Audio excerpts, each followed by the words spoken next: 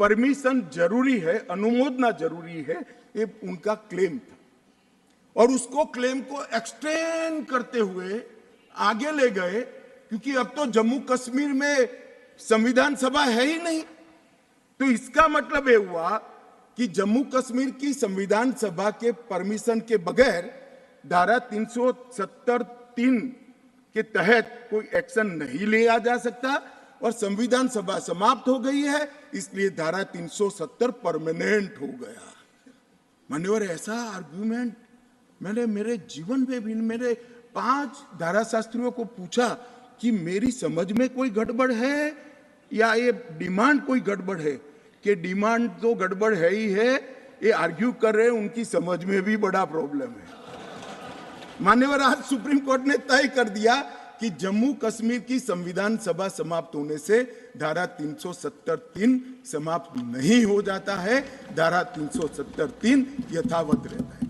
मान्यवर, न्यायालय ने यह भी माना कि धारा 370 के तहत मिली हुई शक्ति का प्रयोग करते हुए राष्ट्रपति महोदय एक तरफा सूचना जारी कर सकते हैं, जिसको संसद के दोनों सदनों का सादे बहुमत से अनुमोदन चाहिए। ये भी आज सुप्रीम कोर्ट ने मान लिया। जो कहते थे कि राष्ट्रपति महोदय का सीओ ठीक नहीं है, आज उसका भी जवाब माननीय सुप्रीम कोर्ट ने दे दिया है। मान्यवर, उपयुक्त बिंदुओं का सीओ 272 पर कोई प्रभाव नहीं है, ये भी सिद्ध करते हुए अनुच्छेद 371(d) के तहत राष्ट्रपति द्वारा शक्ति का प्रयोग दुर्भावनापूर्ण नहीं है, उसको भी सुप्रीम कोर्ट ने होल्ड कर दिया है। मान्यवर, सुप्रीम कोर्ट ने यह भी होल्ड कर दिया है कि क्योंकि जब अब धारा 370 समाप्त हो चुकी है, अब जम्मू कश्मीर के संविधान का कोई अस्तित्व नहीं रहता है। मान्यवर, न्यायालय ने चुनाव कराने के लिए भी चुनाव आयोग को निर्देश करे। मान्यवर, बहुत सारे लोग अब इसमें तो इतना सारा लूट गया, जो दावे थे सारे खारिज हो गए। तो एक पूंछ पकड़कर मैंने बाइट देखा करते हैं, क्या पूंछ पकड़ते हैं कि चुनाव आयोग ने ऑर्डर कर दिया। अरे भाई, क्या ऑर्डर करा? मैंने स्वयं कहा है कि हम चुनाव कराएंगे, इसमें कौन सी बड़ी बात है? इसी सदन में कहा है, लोकसभा में करा है, एज ए गृह मंत्री ऑन रिकॉर्ड करा है। उन्होंने कहा कि भाई राज्य का स्टेटस वापिस देंगे, तो ये भी मैंने कहा है कि अप्रोप्रिएट टाइम पर राज्य का स्टेटस हम वापिस देंगे।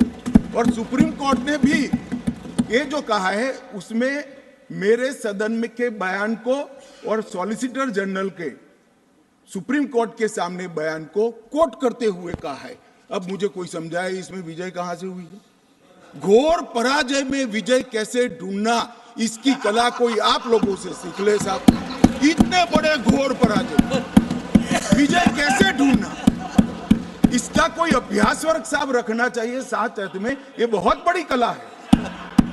मैं तो आज अगर उनके जैसे मेरे विचार होते तो ये सुप्रीम कोर्ट के जजमेंट को देखकर डिप्रेशन के मारे 1 महीना सदन में ना आता, मगर ये तो प्रेस कर रहे हैं। और कांग्रेस पार्टी ने आज प्रेस करी मान्यवर, और प्रेस में क्या किया कहा कांग्रेस पार्टी ने? कांग्रेस पार्टी ने ये कहा मान्यवर कि ये जजमेंट आने के बाद भी हम मानते हैं कि धारा 370 को गलत तरीके से हटाया गया है। अब मान्यवर, देश के दोनों सदनों ने, देश की संसद की दोनों सदनों ने राष्ट्रपति के सीओ को अनुमोदना दे दी, कानून पारित हो गया, कानून नोटिफाइड हो गया। किसी ने चैलेंज भी किया सुप्रीम कोर्ट में, ठीक है, सबका अधिकार है, करना चाहिए। सुप्रीम कोर्ट में एक लंबी बहस भी हुई, 5 जजों की बेंच बनी और 5 सीनियर मोस्ट जज बैठे इसमें। लंबी बहस, सबकी सुनवाई हुई आज फैसला भी आ गया, मगर ये फैसले के बाद भी ये कहते हैं कि हम इसको नहीं मानते हैं और हम मानते हैं कि धारा 370 गलत तरीके से हटाया गया है। मान्यवर, मैं इनको नहीं समझा सकता, मेरी तो मर्यादा है ऐसा, नहीं समझा सकता कि वास्तविकता क्या है। हमें समझना चाहिए कि 42,000 लोग मारे गए हैं। क्यों मारे गए हैं? सवाल हिंदू मुस्लिम का नहीं है। इनसे ज्यादा मुसलमान गुजरात में है, कश्मीर से ज्यादा मुसलमान उत्तर प्रदेश में है, कश्मीर से ज्यादा मुसलमान बिहार में है, कश्मीर से ज्यादा मुसलमान आसाम में है। क्यों वहां अलगाववाद नहीं हुआ? क्यों वहां टेररिज्म नहीं हुआ? बाउंड्री का भी सवाल नहीं है साहब। कई ऐसे राज्य हैं, राजस्थान की बाउंड्री भी पाकिस्तान से लगती है, गुजरात की बाउंड्री भी पाकिस्तान से लगती। क्यों हुआ? क्योंकि धारा 370 अलगाववाद को बल देती थी और अलगाववाद के कारण आतंकवाद खड़ा हुआ। ये समझना ही नहीं था। एक गलत फैसला हो जाता है, कितने भी बड़े आदमी से हो सकता है, किसी भी पार्टी से भी हो सकता है, मगर जब इतिहास सिद्ध कर दे, समय सिद्ध कर दे ये फैसला गलत है, देश के हित में वापिस आना चाहिए। अभी भी मैं कहता हूं, वापिस आइए, वरना जितने बचे हो इतने भी नहीं बचोगे। अगर अभी भी इस फैसले को चिपक कर रहना चाहते हो तो देश की जनता देखती है 2024 में 2-2 हाथ भी हो जाएंगे और जनता का परिणाम भी आ जाएगा और मोदी जी तीसरी बार प्रधानमंत्री भी।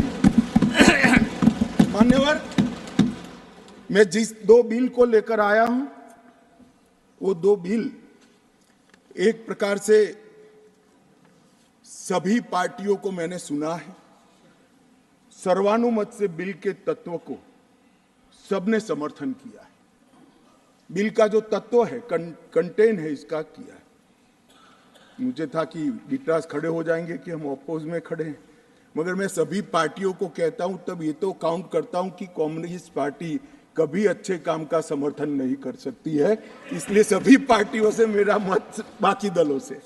मान्यवर, कमजोर और वंचित वर्ग, ये जो नाम है, किसी भी नागरिक की डिग्निटी को बहुत हर्ट करने वाला नाम है, अंतर की गहराइयों तक दुख खड़ा करने वाला नाम है और बहुत समय से था। आज प्रधानमंत्री जी ने एक जो फैसला लिया है, जिस फैसले को वास्तविक स्वरूप देने के लिए मैं आपके सामने उपस्थित हुआ हूं, इसमें कमजोर और वंचित वर्ग की जगह अन्य पिछड़ा वर्ग ये नाम जोड़ने का फैसला दिया है, जो संवैधानिक ढंग से संवैधानिक शब्द है। मान्यवर, दूसरा बिल जो है, वो दूसरा बिल जम्मू कश्मीर में सालों से अलग अलग प्रकार के विस्थापित हुए। मान्यवर, 80 के दशक से आतंकवाद की शुरुआत हुई, 89 से चरम सीमा पर पहुंचा। ढेर सारे कश्मीरी हिंदू, विशेषकर कश्मीरी पंडित और ढेर सारे सिख भाई